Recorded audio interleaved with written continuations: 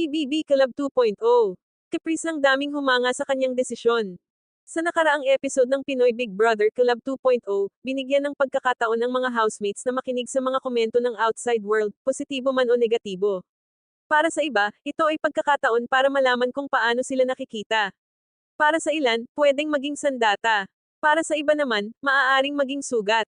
Pero para kay Caprice, ito ay isang tanong na kailangang sagutin hindi gamit ang emosyon, kundi prinsipyo. At doon nagsimula ang lahat. Habang ang karamihan ay nag-isip kung alin ang mas makakatulong, ang marinig ang papuri o harapin ang puna, si Caprice ay pumili ng isang bagay na bihirang piliin sa isang reality show, hindi makinig. Hindi dahil takot siya, hindi dahil mahina siya, hindi dahil wala siyang pakialam sa paglago, kundi dahil alam niya kung saan nanggagaling ang kanyang pag-unlad. Mas pinili ni Caprice na hindi pakinggan ang opinyon ng mga tao sa labas, dahil para sa kanya, ang mas mahalaga ay ang relasyon, karanasan, at katotohanang nabuo sa loob ng bahay ni Kuya, kasama ang mga taong araw-araw niyang nakakasama, nakikita, at nakikilala ng buo, hindi putol-putol. At sa puntong iyon, malinaw na malinaw, hindi ito simpleng desisyon. Isa itong paninindigan. Sa edad niya, maraming kabataan ang madaling matinag ng opinyon ng iba. Isang komento lang, pwedeng magdulot ng pagdududa sa sarili. Isang negatibong puna, pwedeng magpabago ng kilos, personalidad, o prinsipyo. Pero si Caprice, nanindigan. Pinili niyang protektahan ang kanyang isip. Pinili niyang pangalagaan ang kapayapaan ng kanyang damdamin. Pinili niyang magtiwala sa sarili at sa mga taong nakasama niya sa loob ng mahabang panahon. Hindi biro ang ganitong mindset, lalo na sa loob ng bahay ni Kuya kung saan ang pressure ay hindi lang galing sa tasks, kundi pati sa expectations ng madla. Dito natin makikita ang isang mahalagang katotohanan. Ang lakas ng loob ay hindi laging maingay. Minsan, ito ay tahimik, kalma, pero buo. Hindi niya sinabi na mali ang opinyon ng iba. Hindi rin niya minamaliit ang pananaw ng outside world. Ang malinaw lang, hindi niya ito kailangan sa puntong iyon ng kanyang journey. Para kay Caprice, ang paglago ay nagmumula sa karanasan.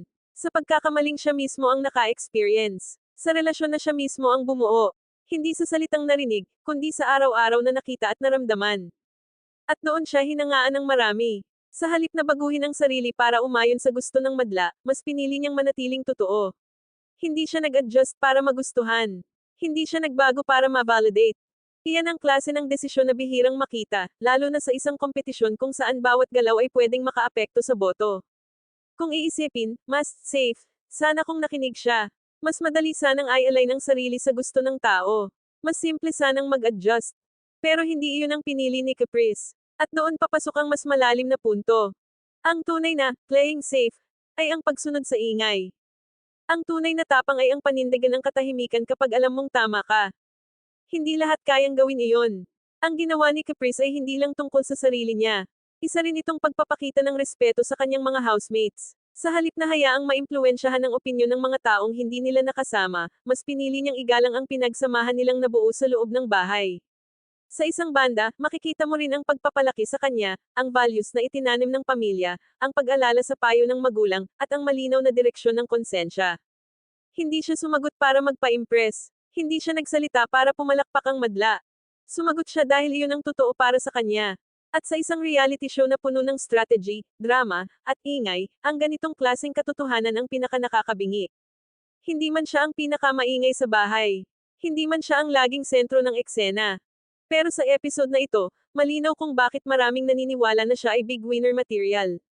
Hindi dahil perpekto siya. Hindi dahil wala siyang kahinaan. Kundi dahil alam niya kung sino siya, at hindi niya hinahayaan na ang opinyon ng iba ang magdikta kung paano siya lalago. Sa dulo ng araw, ang tanong ay hindi kung tama o mali ang makinig sa outside world. Ang tanong ay, kailan mo pipiliing makinig, at kailan mo pipiliing magtiwala sa sarili? At sa sandaling iyon, pinili ni Caprice ang sarili niya. At minsan, sapat na iyon para maging panalo, kahit wala pang big night. At kung umabot ka dito, please follow and share for more updates. Kung gusto mo ma-shoutout sa next video, comment ka lang #shoutout. Hanggang sa muli.